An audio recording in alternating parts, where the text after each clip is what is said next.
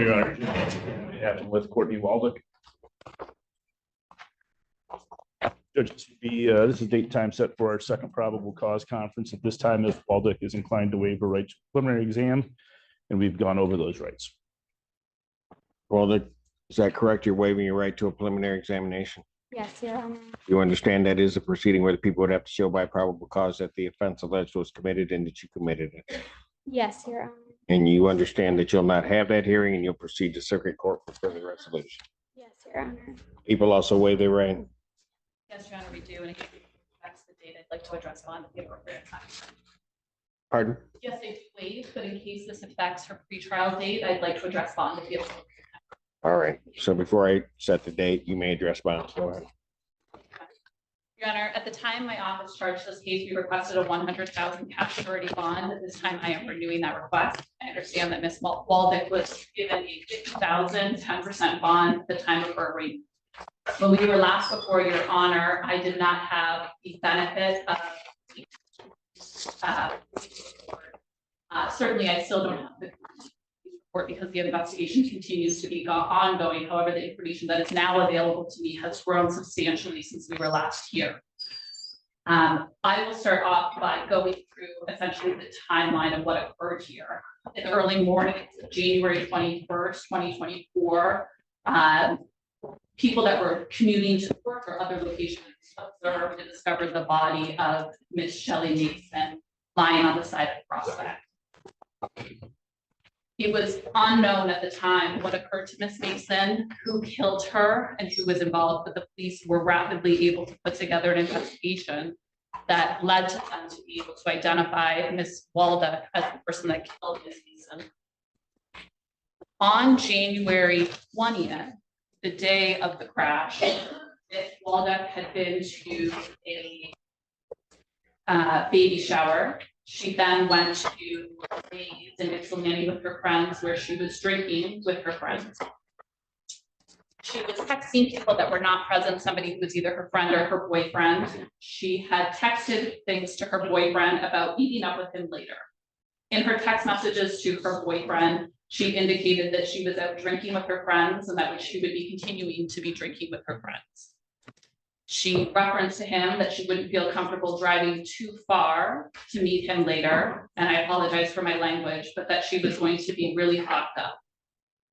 She did drive instead, though. She drove her car and she killed Miss Mason. After getting home, she didn't stop. She did not call the police, and she left Miss Mason there. After getting home, Miss Waldick saw her roommate's name was Sarah. Now, notably, we now know that Sarah actually drove that same route as Courtney a couple minutes ahead. And Sarah did see Miss Mason alive and walking on the road. And Sarah initially told the police that she saw Miss Mason walking on the shoulder of the road, which is consistent with physical evidence in this case as well.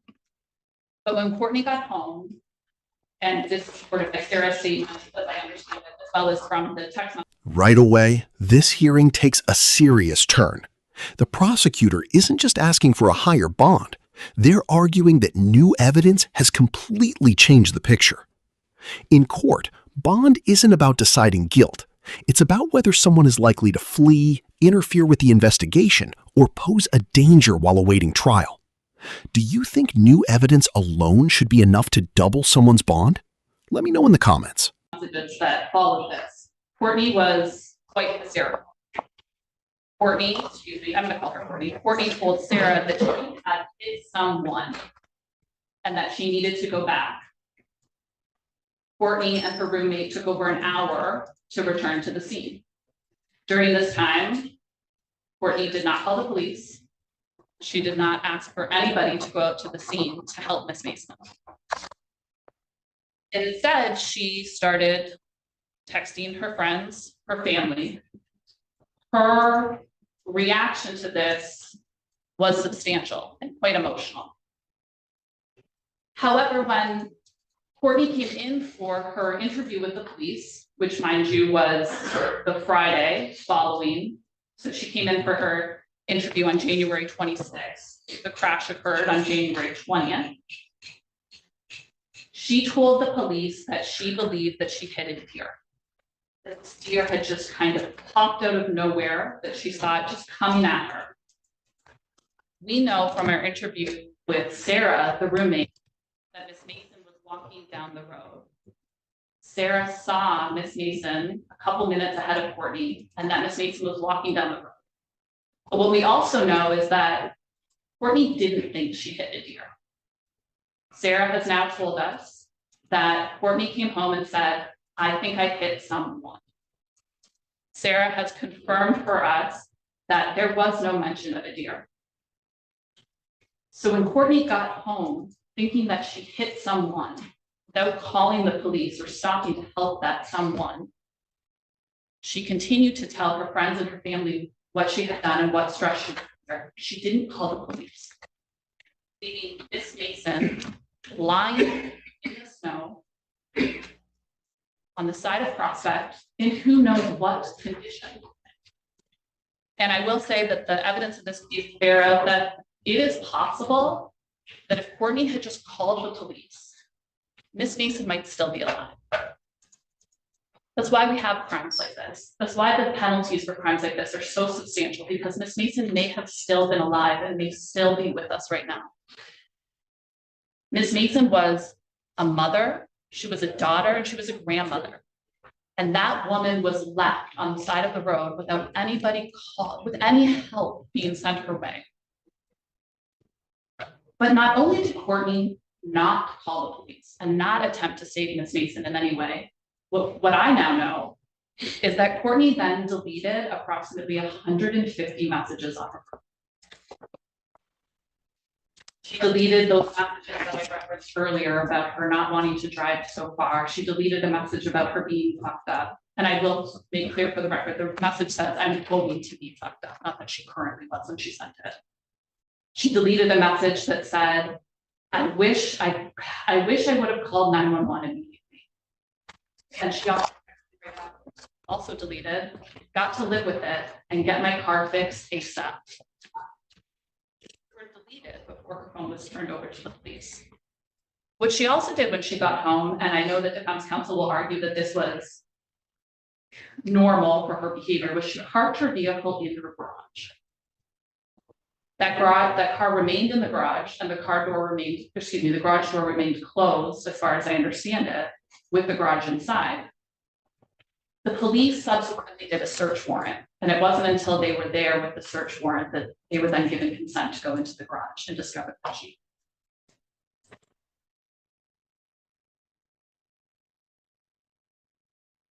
Your Honor, her guidelines, as I score them, are 19 months, 38 months, as I currently have them scored. My office requested a 100,000 cash surety bond at the time of charging this, and I am again renewing the request. Thank you, Your Honor. Response. Thank you, Judge. Obviously, I don't have to tell the court that Ms. Waldick stands here before you innocent until proven guilty. I'm not going to try the case in front of you, but I will address some of the things that were just said. First and foremost, there was an arraignment on January 28th where, as Ms. Hughes indicated, their office requested a $100,000 bond. A record was made. Prosecutor who attended the Zoom arraignment on that Sunday, myself, each made a record, and bond was set at $50,000, 10% with an alcohol tether. It's our argument to the court that that was not an unreasonable bond, nor was it an abuse of discretion. The fact that there's an ongoing investigation or this was charged early, that's not my client's fault. Maybe the prosecutor's office should have waited until the investigation was complete. With that said, Ms. Hughes indicates there was some drinking going on. My client turned herself in as a person of possible interest to the Washtenaw County Sheriff's Department to Detective Webb on January 26th. That date could have been sooner, and the police report indicates could have been sooner, but Detective Webb actually asked her to come in on Friday and not the Thursday beforehand. I appreciate Ms. Hughes said that no evidence that Ms. Waldick was quote unquote fucked up, but that maybe she had said she was going to be. That talks about something in the future. It doesn't mean that she was. The same witness that Ms. Hughes talks about, and I don't think Ms. Hughes would, Sarah, quote unquote, Sarah, who has come forth and said some things, is the same Sarah who said she knew nothing about this originally. So now we have two different stories from Sarah, because originally Sarah said she had no idea what happened on the date in question. Ms. Waldick is now, since the arraignment, been before you twice here on February 22nd for her. She's been compliant with bond the whole 2 months to today's date that she has been on bond since being arraigned, with an alcohol tether the whole time before she was released from jail, with absolutely no issues. So this is the second time before you, but including going to the sheriff's department to speak with Detective Webb, she's appeared 3 times. She's not a flight risk.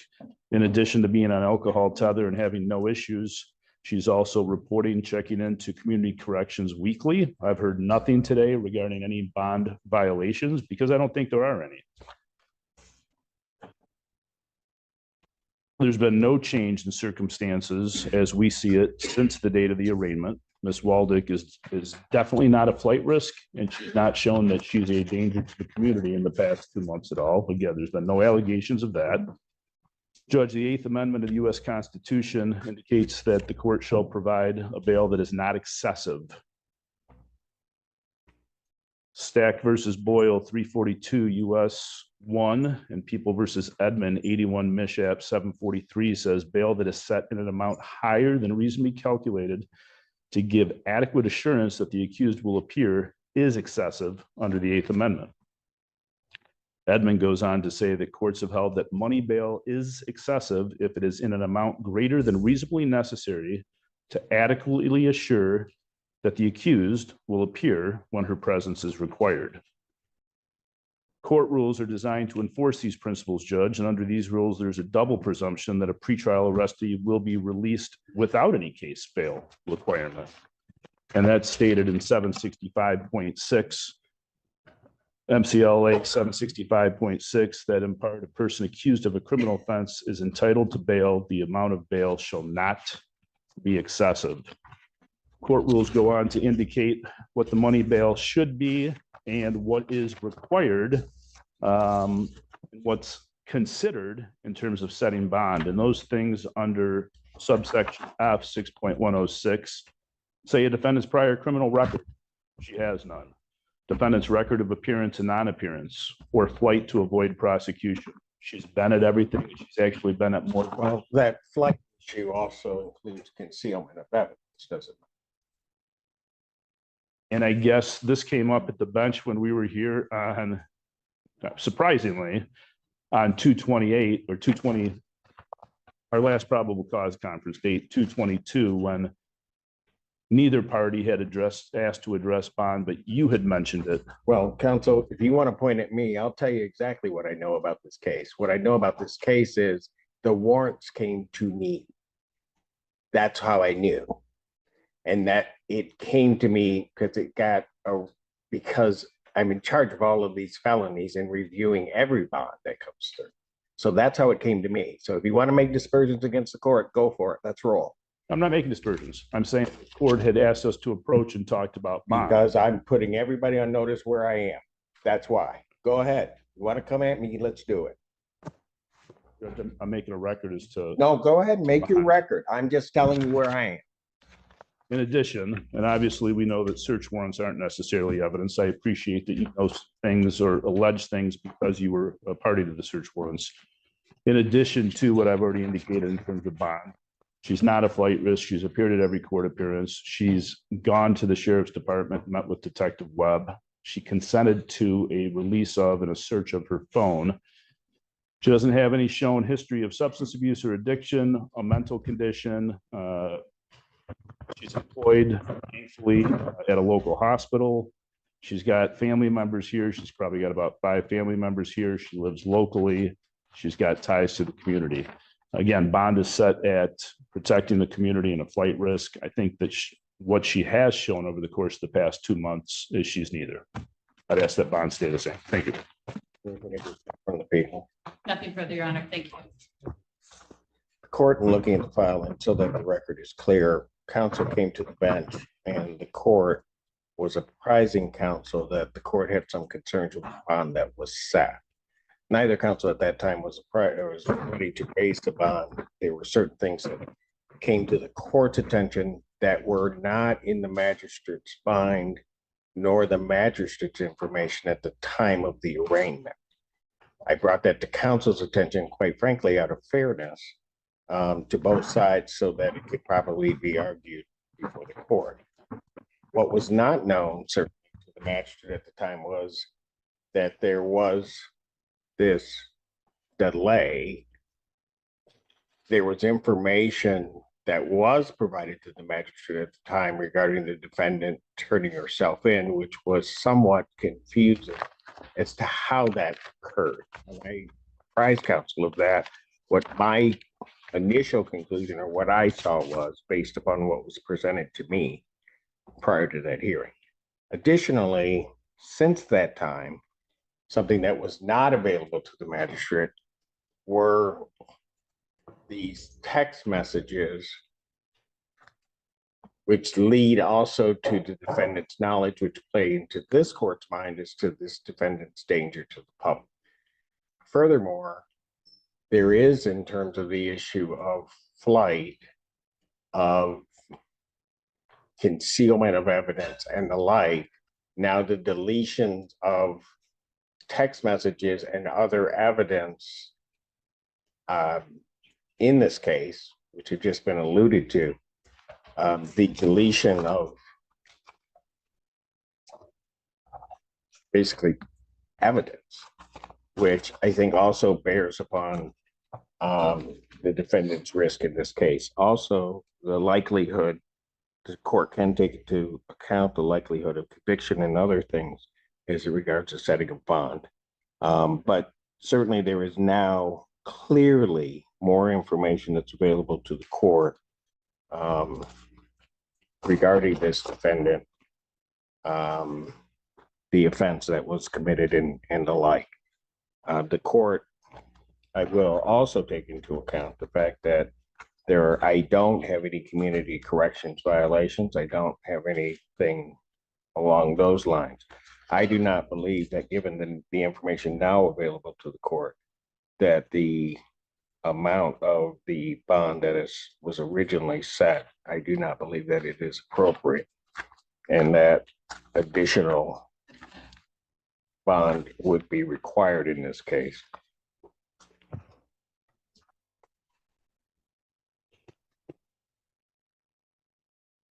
Defendant's bond, Mr. Allen.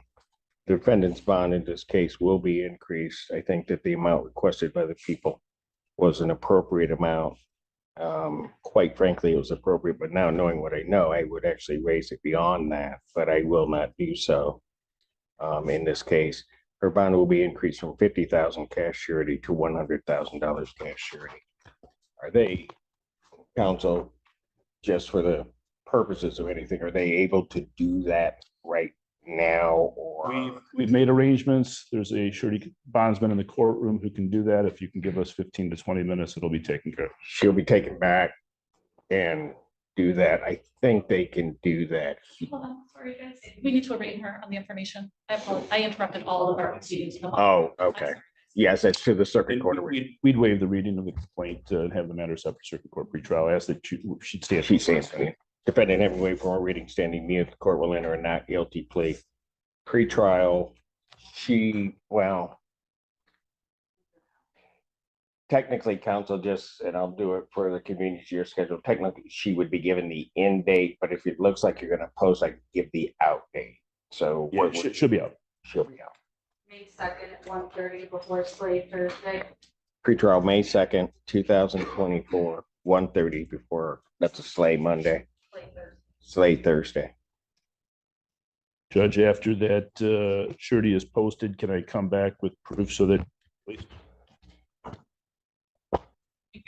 Thank you. Hold there.